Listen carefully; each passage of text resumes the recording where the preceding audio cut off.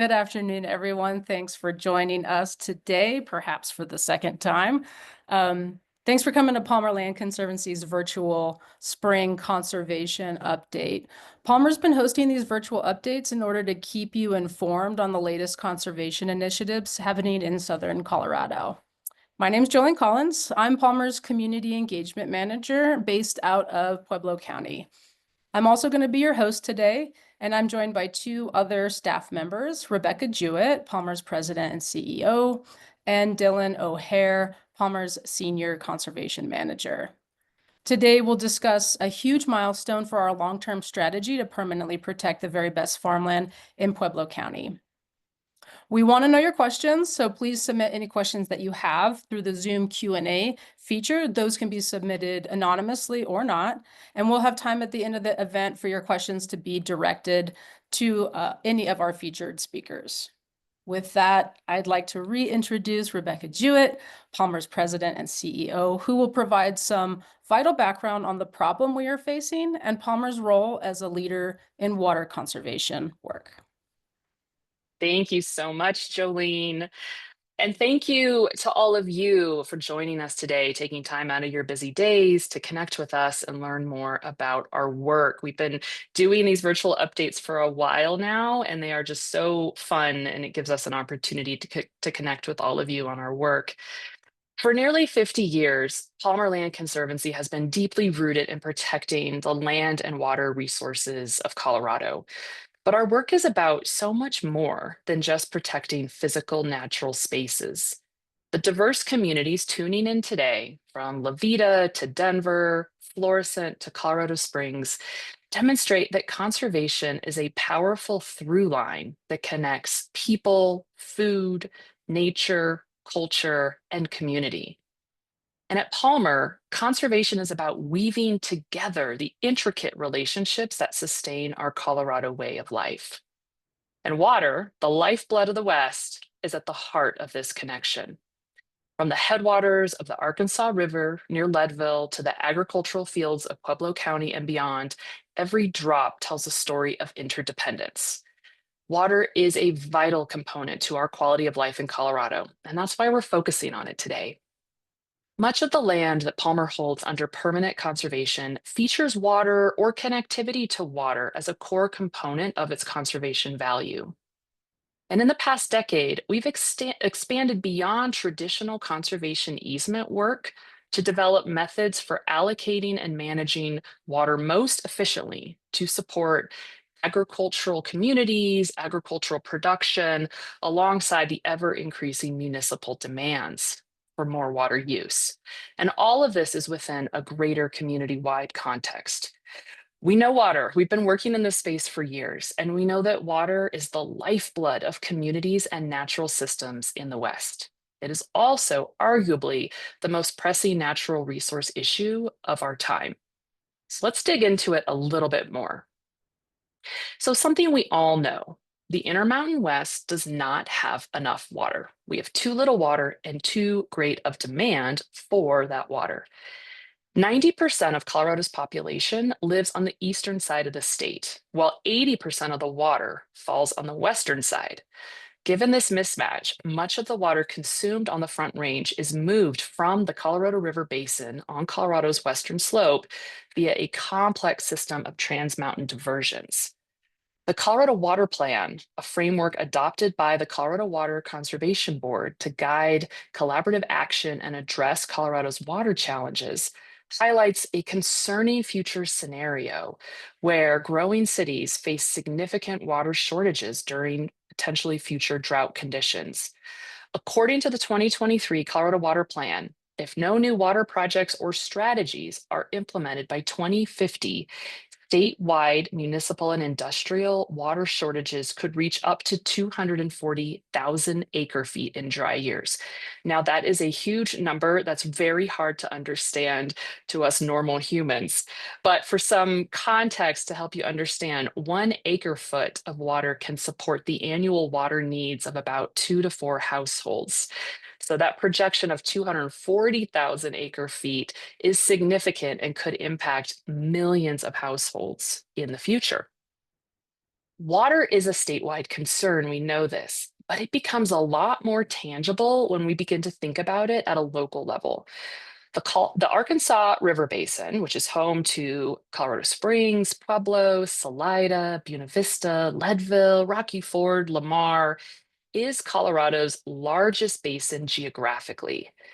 And the Ark River Basin is a place with precious irrigated farmland. Historically, this basin has been a focal point for the municipal acquisition of water and then what is left in its wake, which is dried up farm ground, so-called buy and dry. Buy and dry has incredibly detrimental effects on the communities in which it happens. This is both culturally, economically, and environmentally in terms of its impacts. And in a lot of ways, you can think of buy and dry as a transfer of wealth in the form of a vital natural resource, water, from rural communities to urban areas. Some of you may know the story of Crowley County, which is just southeast of El Paso County. This is a cautionary tale of the devastating impacts inflicted by the transfer and selling of water rights to growing and thirsty cities. Crowley was once a vibrant hub of agricultural production, and in the 1970s and 80s, farmers sold approximately 90% of their water rights to growing cities on the Front Range. With that loss of water, Crowley County lost its core economic driver, agriculture. And today, the prison industry has moved in to fill that economic gap, and inmates nearly outnumber residents in the county. Thankfully, the Arkansas River Basin still has vibrant and productive farming communities still intact. In fact, the majority of farming that happens is being done by small, multi-generational families. It's one of the amazing things about this region and why we are so passionate about it. The fact that this area has not been taken over by large multinational corporations growing monoculture crops. This is an area with incredibly vibrant culture and heritage. And these communities are made up of the people who grow the food we put on our tables. They're our regional neighbors. So let's zoom in a little bit more now into Pueblo County. Pueblo is often referred to as the breadbasket of Colorado. It's an incredible fusion of cultures with a deep-rooted agricultural tradition. Local agriculture is essential to Pueblo's history and character, and it's an incredibly important part of its heritage and history. Perhaps most notably, you'll know Pueblo as the home of the famed Pueblo chili. But Pueblo's rich agricultural legacy is under threat. There are incredible pressures from this increasing water scarce environment alongside rapidly growing cities all up and down the Front Range of Colorado.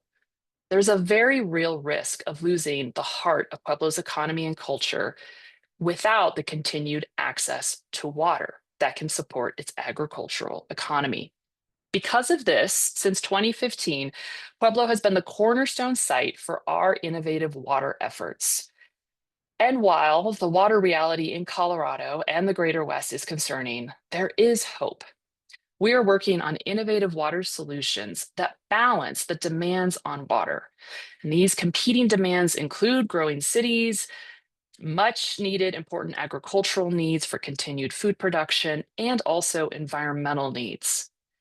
And in February of this year, we took a very big step as an organization towards permanently protecting irrigated farmland in Pueblo County.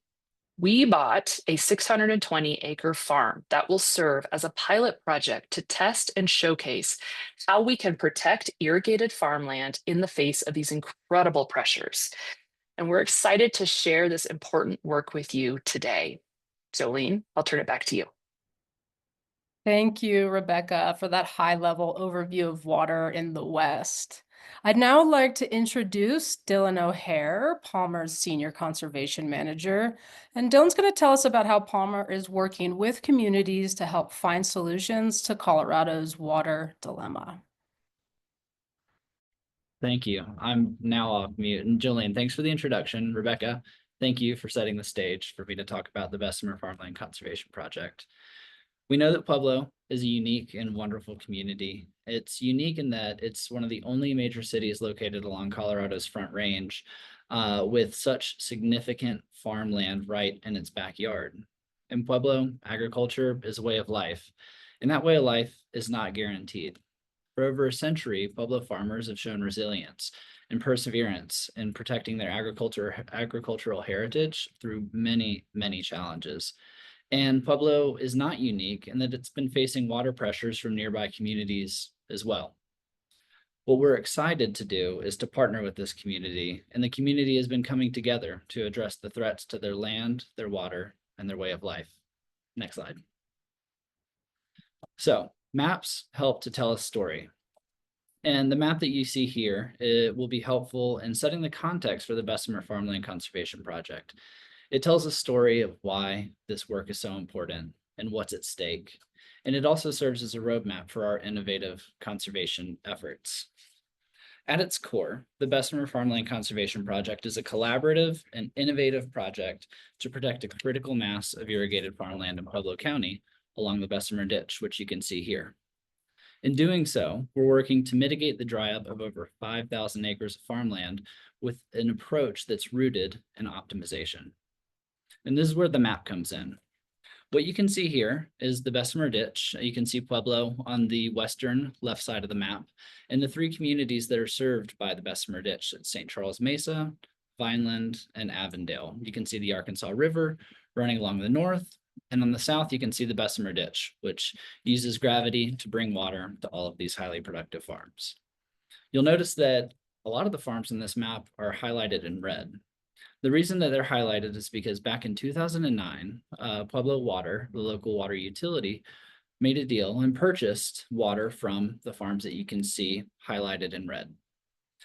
Rebecca touched on buy and dry, and that is something that is potentially the outcome in this community, but it's what we're working to mitigate. When you look out on the farms right now, it's business as usual. The water is flowing and seeds are being planted literally as we speak. And that's because when Pueblo Water purchased these shares on the Bessemer Ditch, they leased those shares back to the farmers through 2039. And so again, it's business as usual. Water is flowing, but that's not guaranteed. And what we're facing is an inevitable dry up of nearly 1/3 of the farms on the Bessemer Ditch. And this is where Palmer comes in. We began working with the community to ask the question, what can be done to mitigate the inevitable dry up that's going to occur? And our innovative approach is community centered, but it's really built upon developing a toolkit to address a specific challenge in a specific community. And just like much of our conservation work, we use traditional tools like conservation easements to protect land and to protect water. But this is a complicated and unique scenario. And so we've focused on developing new tools. We've focused on developing a toolkit to address these challenges, because as the challenges become more complex right now and into the future, it's this approach that's going to propel us forward. We believe in a data-driven approach, and in doing so, we've developed tools like an economic impact analysis and a decision support tool to provide quantifiable data to help decision-making at a high level and to guide our strategy in these efforts.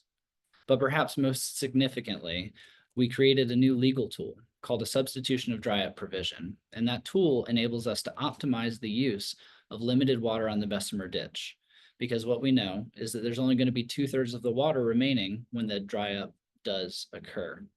And it allows us to be strategic about where that dry up is going to occur, because in the situation where we are, which has an inevitable dry up, we believe that an optimization approach can achieve the greatest gains that not only enhance the environment, but help to protect this agricultural community and their way of life forever. And we're working now to pilot the use of this new legal tool. We have a local farming partner that's willing to work with us to demonstrate the use of this substitution of dry up provision, moving water from less productive farmland to the most productive farmland, especially some of the farms that are highlighted in red. This tool, the pilot substitution, is the phase that we're in right now. And we're excited to be working with many, many partners, including local farmers, to make this happen. We're working with the Colorado Water Conservation Board with a water plan grant to help fund some of this work. And we hope that this effort, by demonstrating the pilot substitution, we can achieve scaled impact, yes, on the Bessemer Ditch, but to take these tools and this approach in a more scaled effort to address these challenges that we know are occurring throughout the Intermountain West, where water is scarce. Next slide, please. So where are we now? I mentioned that we are looking to pilot the use of this new legal tool that allows us to optimize the use of water and in an effort to direct dry up more strategically. And so, after nearly a decade of building the foundation of this project, building the tools that I mentioned before, we're excited to be entering the next phase, the implementation phase. Our goal is to use this tool and with the farm that we just purchased that Rebecca mentioned, to reunite 80 acres of that 620 acre farm with permanent water rights. That's the first step. It's going to take a series of transactions, and in order to do that, we'll sell those 80 acres to the farmer. Then we'll move into the water court proceedings to have the water officially transferred to that farm. All the while, our farming partner is going to be leasing this farm from us to expand his operations and to give his sons an opportunity to take on his family operation for the next generation and hopefully generations to come. Once we've completed our work in water court and the water has been transferred, the leased water that exists on the 620 acre farm will be transferred to his farm that's less productive.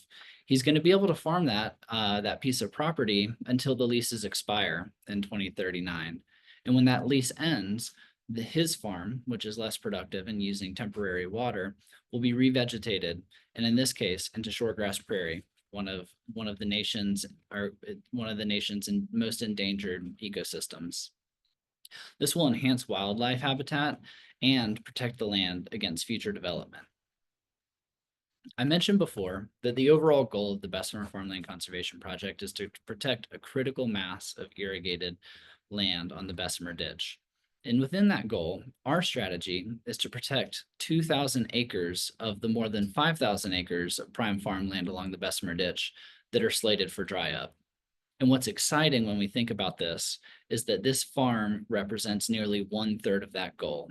Our pilot substitution project is going to be for 80 acres, but in owning this farm, we have an opportunity to turn around and immediately scale our efforts in a way that's going to achieve nearly 1/3 of our overall goal.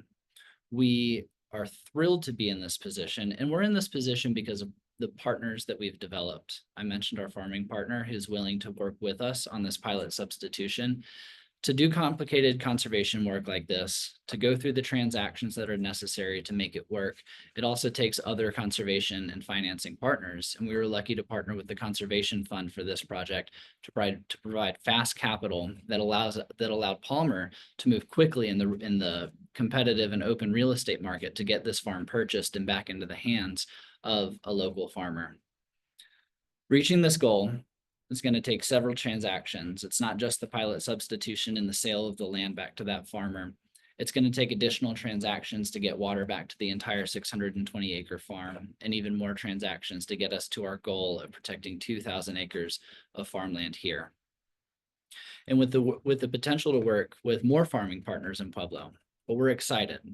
Doing this work, we'll be able to keep the best farmland in Pueblo in the hands of working farmers with the security that they need to farm now and for generations to come.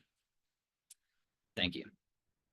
Thank you, Dylan, for sharing that information about the Bessemer project and the farm. It's so exciting that this work is being done in Pueblo.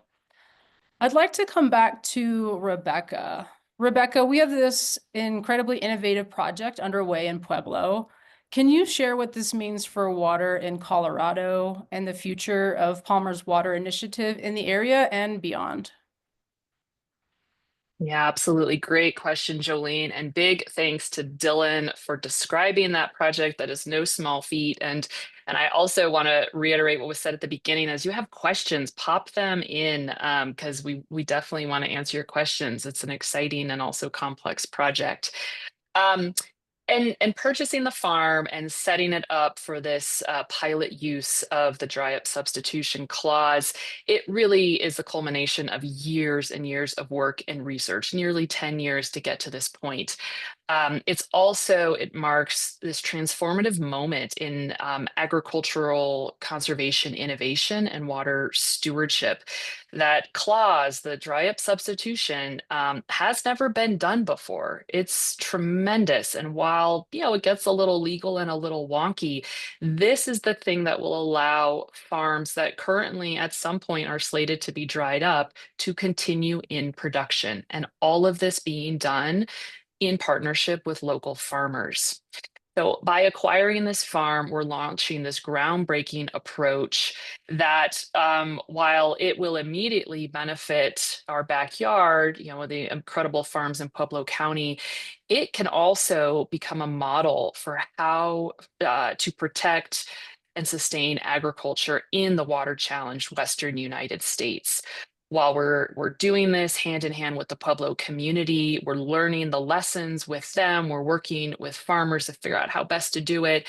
We hope that we can also then take this into other farming communities that are facing the same challenges of how do you keep the best farmland in production.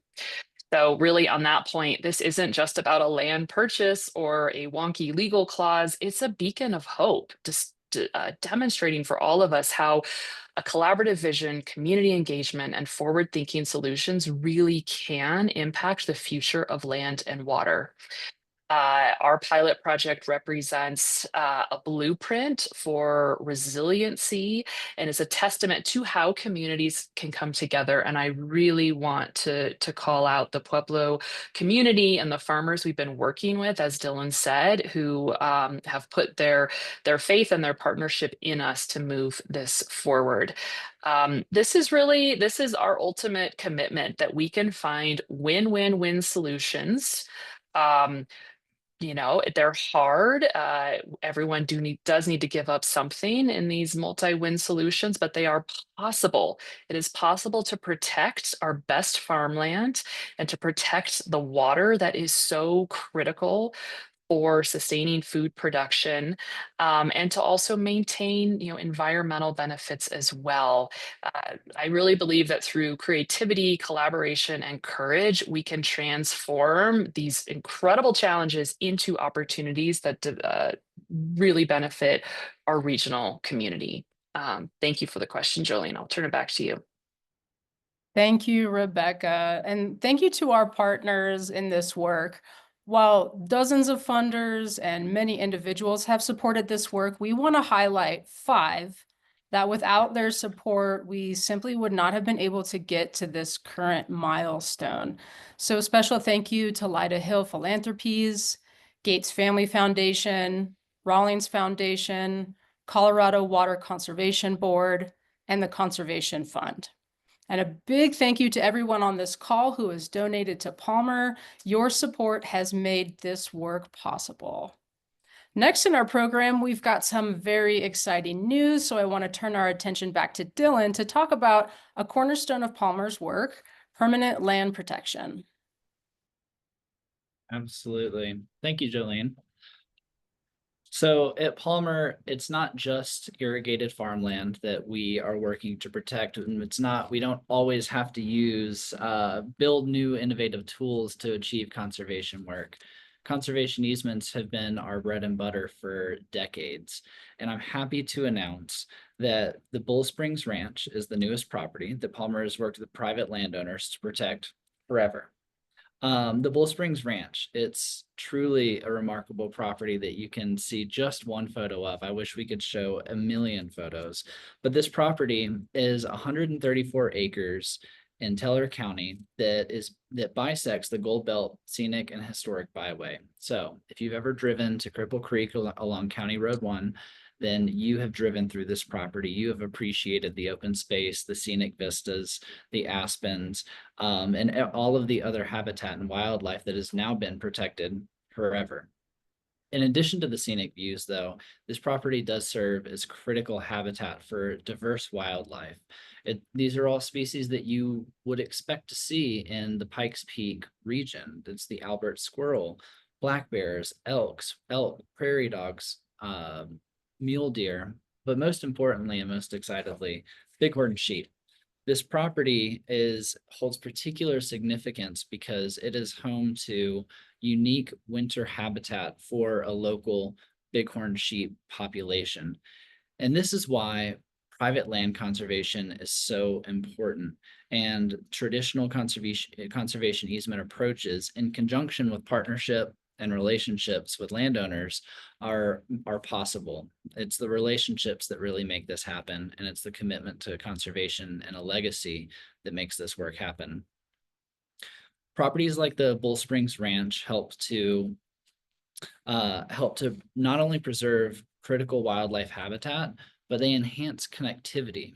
When you look at the Bull Springs Ranch on a map, you can see that it lives within a network of other conserved land, whether it's Bureau of Land Management, public land, or U.S. Forest Service, Pike National Forest land, or a network or mosaic of other Palmer-held conservation easements. It's building this mosaic. It's filling in the pieces of the puzzle that allow the natural habitat to remain connected, and for the species that migrate through the landscape, regardless of borders, it allows them to move more freely and naturally in the way that they have for eons.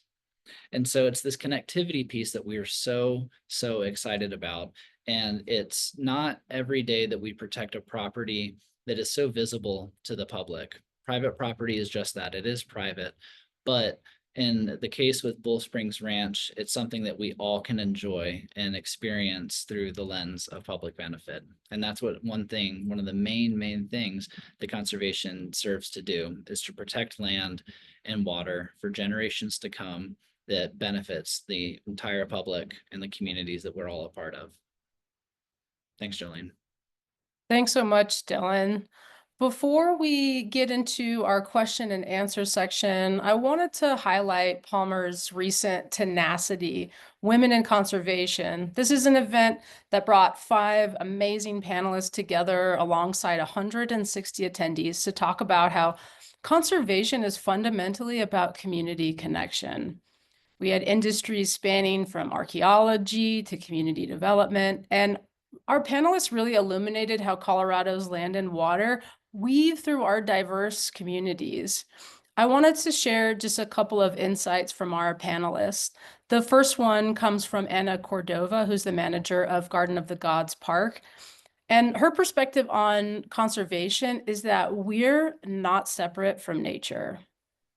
The second one comes from Lori Weigel, founder of Newbridge Strategy. And with her approach, she looks at conservation as a vehicle that transcends political divides. There was a really great energy in the room that night, and people talked with each other and continued to share how land and water are really this through line that connect our different communities. Thank you to all of those on this call who attended. And if you couldn't join us this year, please join us next spring for Palmer's 10th Tenacity, Women in Conservation.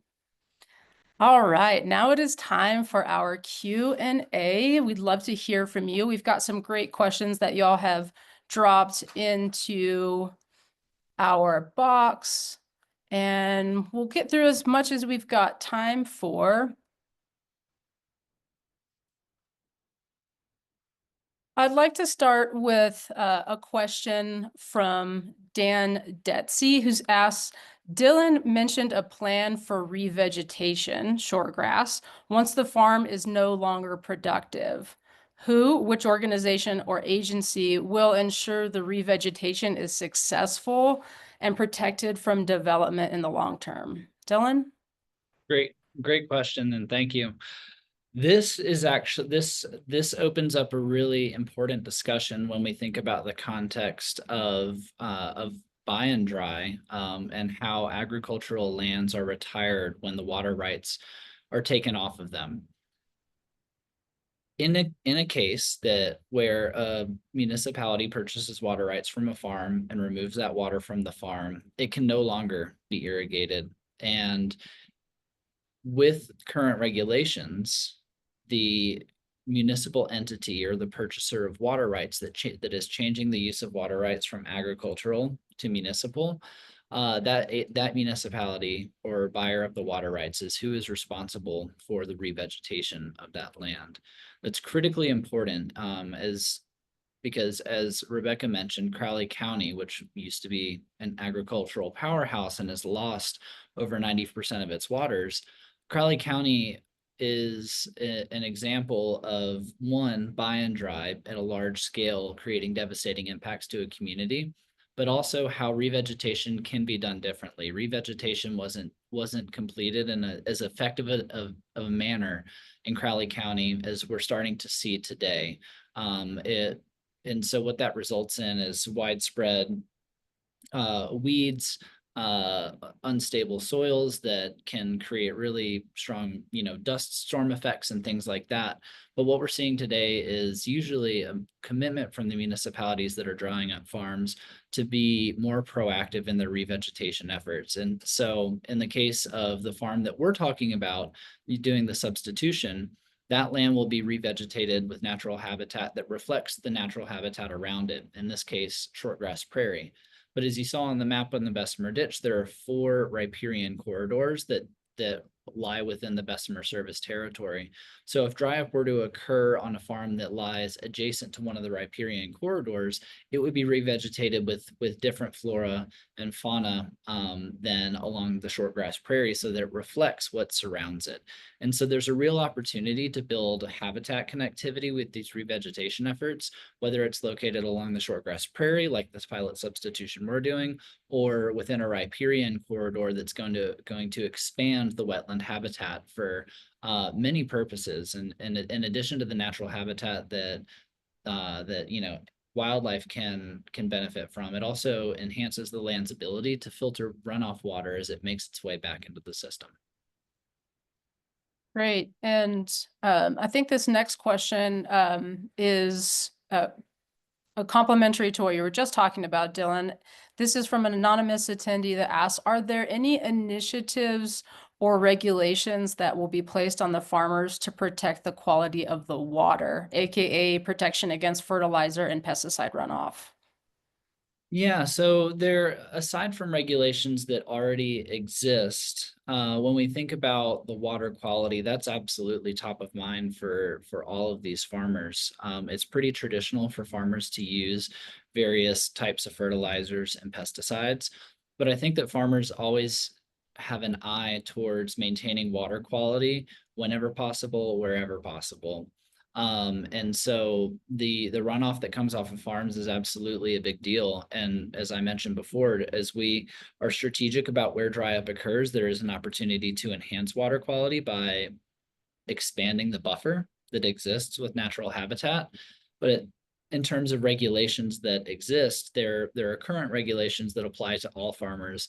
When Palmer works with the farmer, we work with them to uphold conservation values on their property. And when it comes to irrigated farmland, it's about making sure that the water is tied to that property so that the farmer can do what's best for the land. Because what we've seen in the lower Arkansas Valley, what we've seen in Pueblo, is that these farmers have been doing this for generations and they do a fantastic job at it.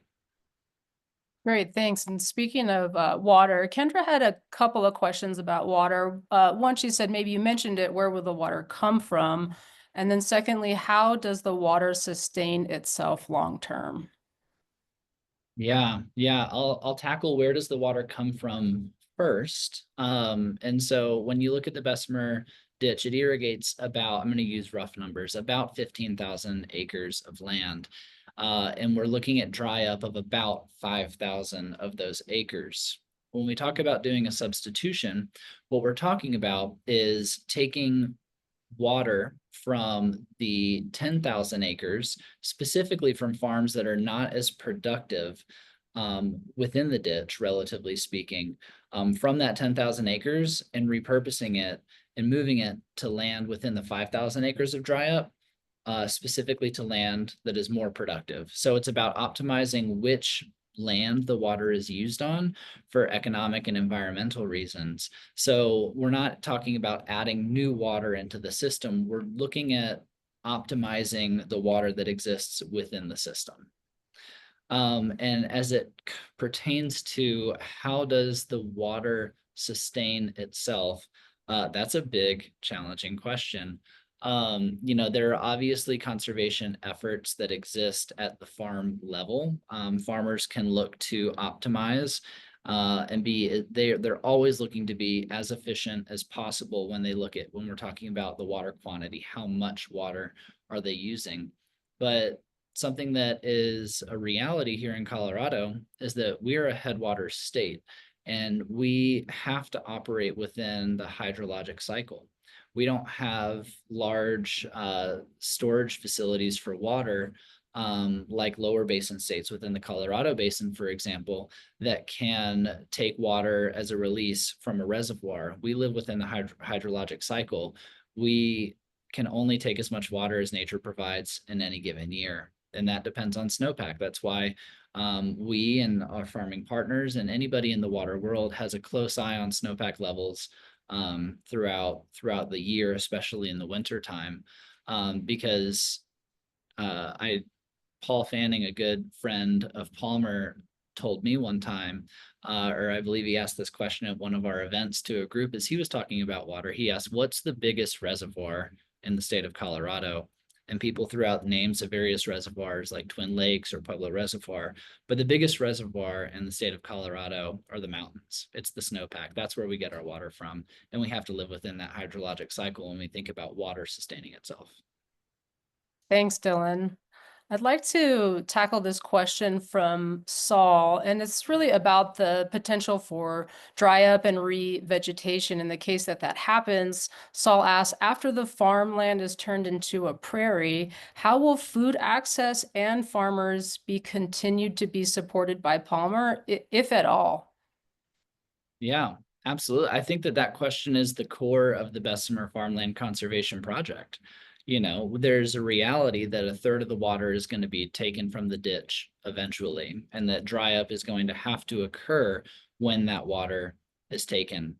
We're supporting farmers by giving them an opportunity with the use of these new legal tools to have a say in terms of where that water is going to be used in the future. So if there's a farmer that has an opportunity to move his water from less productive farmland to more productive farmland, that's absolutely going to support his operation in the long term. And so the Bessemer project is community driven, it's community centered. The work that we're doing is meant to benefit the community and support the farmers that want to continue farming.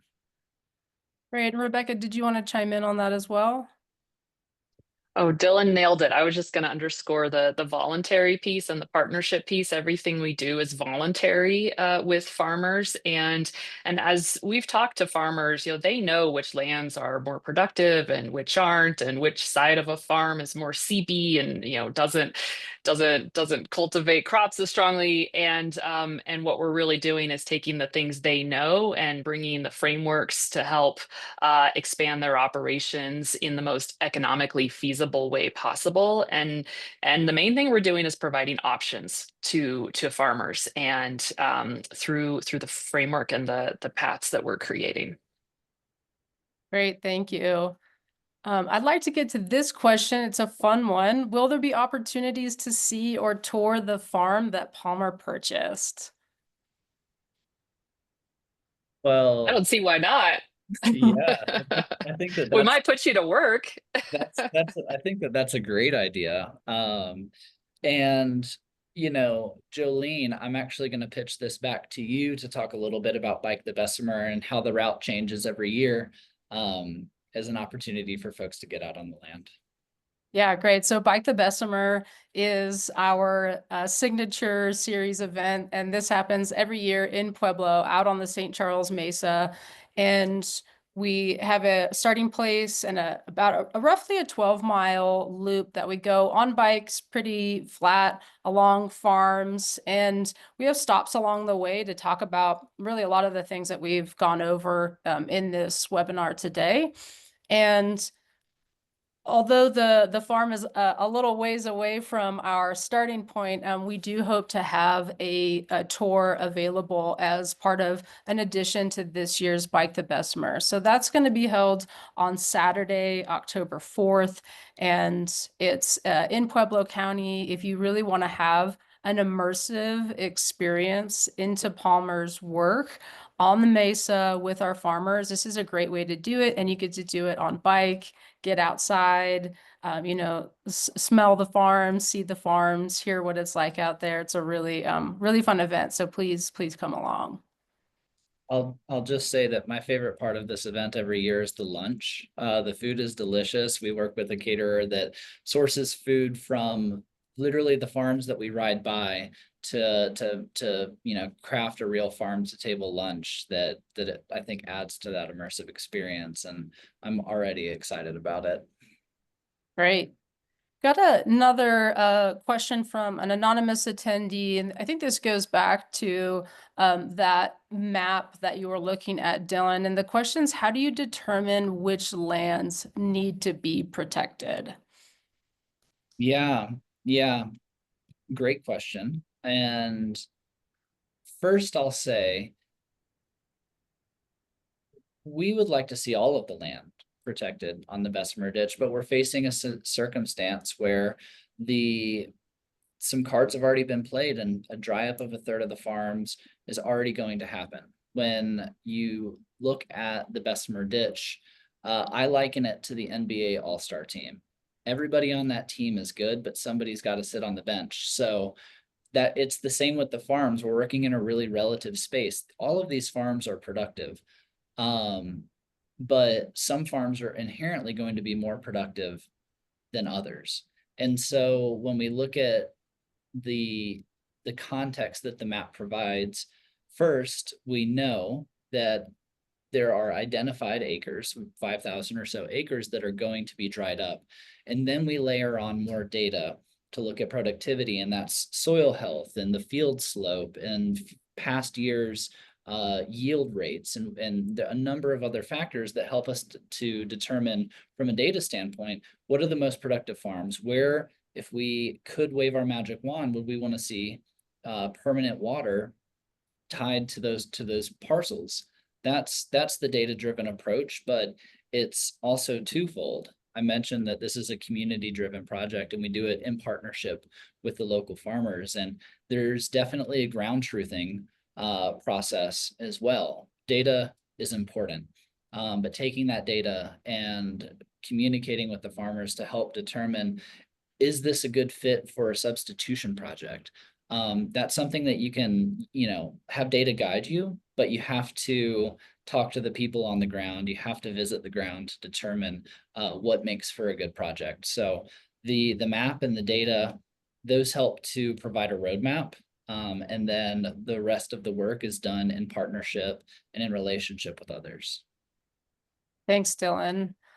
This next question, Rebecca, I'd like to give you a stab at this one because it's really about the future of Palmer's work in water. And the question is, what elements of the Bessemer project are replicable for other communities or geographies? Yeah, that's a great question. And we have started to expand our work beyond Pueblo County as we've learned so much over the last nearly 10 years. And the main thing that's replicable is an operating framework. You have a farming community.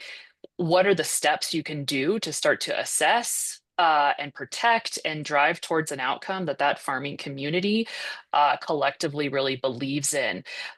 So things like assessing farmland strategically in partnership with farmers, determining, okay, doing some mapping collectively that really tells you the story of what's going on, so you can identify, what are the goals we're driving towards? What is most important that we need to work towards? And maybe it's a set of farms that we're protecting, maybe it's environmental protection, maybe it's addressing water quality. There's so many different elements, but ultimately, what's the process you actually go through? And we're calling that our water conservation blueprint that we are putting together right now, and really looking at outside of Pueblo County, how we can implement it.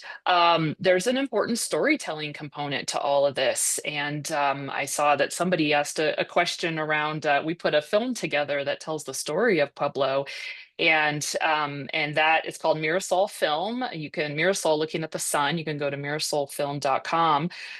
That's been incredibly powerful because one of the most important things is to connect people to what is going on in our region. You know, whether it's connecting urban audiences to rural communities or vice versa. We are all interconnected, and understanding where our food comes from, how water is allocated is really important. So frameworks, storytelling, and then absolutely on the more technical side, we've built a lot of tools that can be replicated and used in other geographies.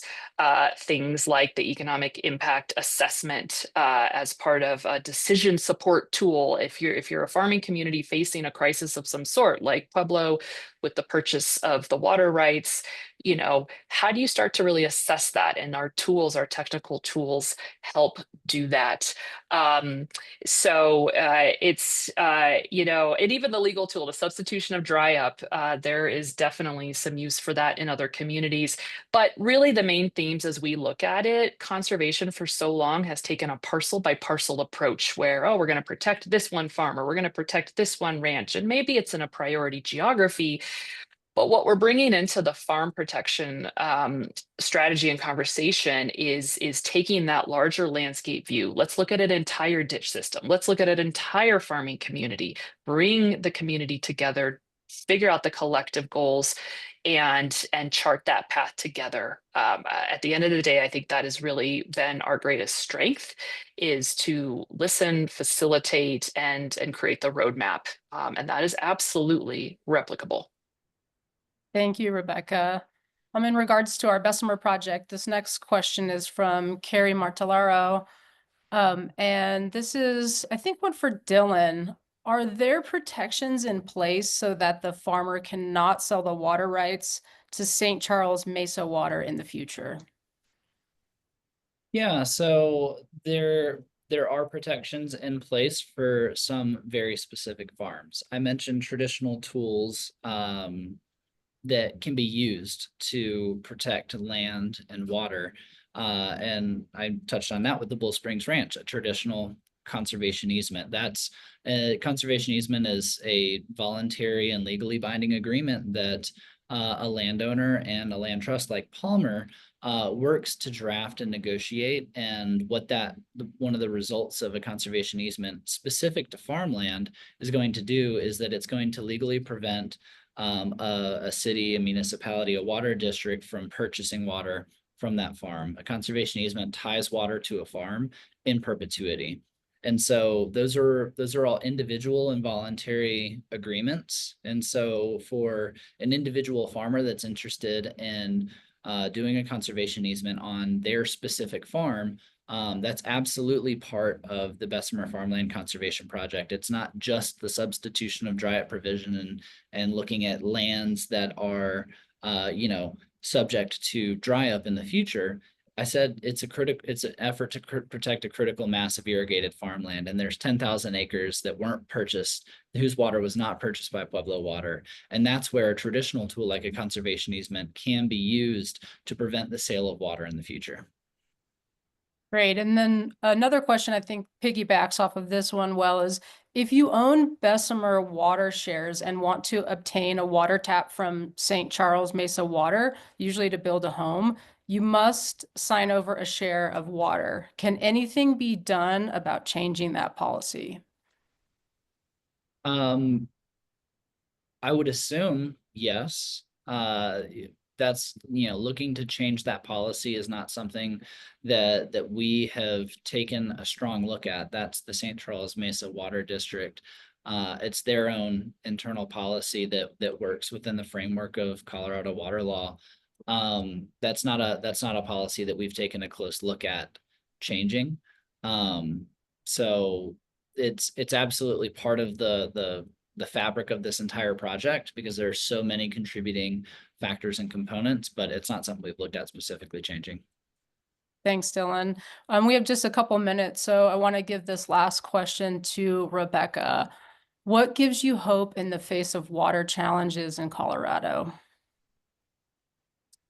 At my core, I am a pragmatic optimist. I do inherently see the opportunity in things, but have a realistic view on let's get clear on how we get things done. And, when I look at the water situation in Colorado, I'm a fifth generation Coloradan.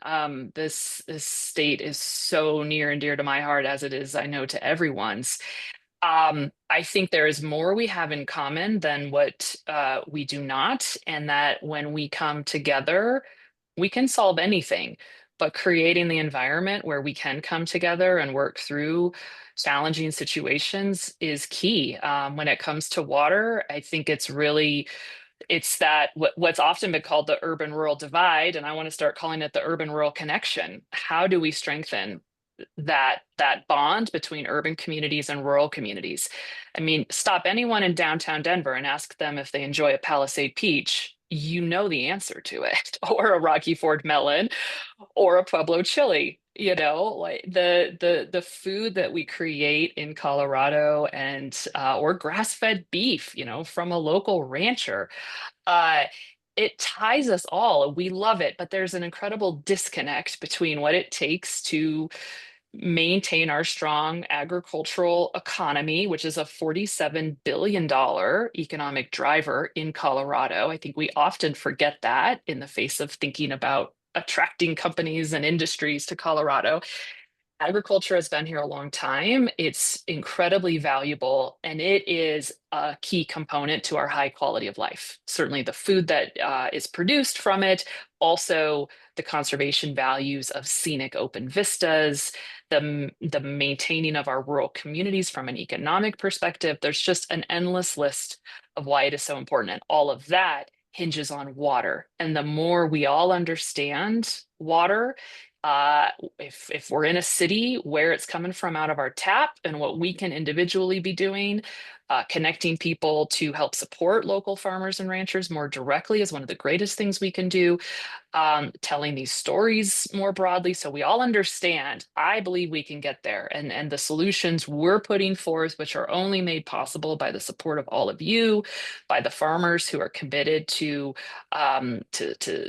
keeping agriculture and production, to all the advocates for this. It takes all of us together playing our role, but I do believe it's possible, and we need to keep having these conversations. So you all are doing your part by attending this update today. We certainly want your feedback and ideas on how to get this project and our greater message out farther. But I am hopeful. I am absolutely hopeful. Thank you, Rebecca, and thank you, Dylan. And a huge thanks to all of you for joining us today. We'll share a recording of this through email, and we will also post it on our Palmer YouTube account. So be looking out for that. And a couple of you were asking in the chat, how do we sign up for Bike the Bessemer or other events? Summertime's a great time to stay engaged with Palmer's work. Follow us on social media, visit the events page on the website, be looking for those updates so that you can sign up for one of our summer or fall events. And we look forward to welcoming you to our summer virtual update. That'll be Tuesday, July 29th. Thanks again, everyone. We'll see you on the next one. Bye.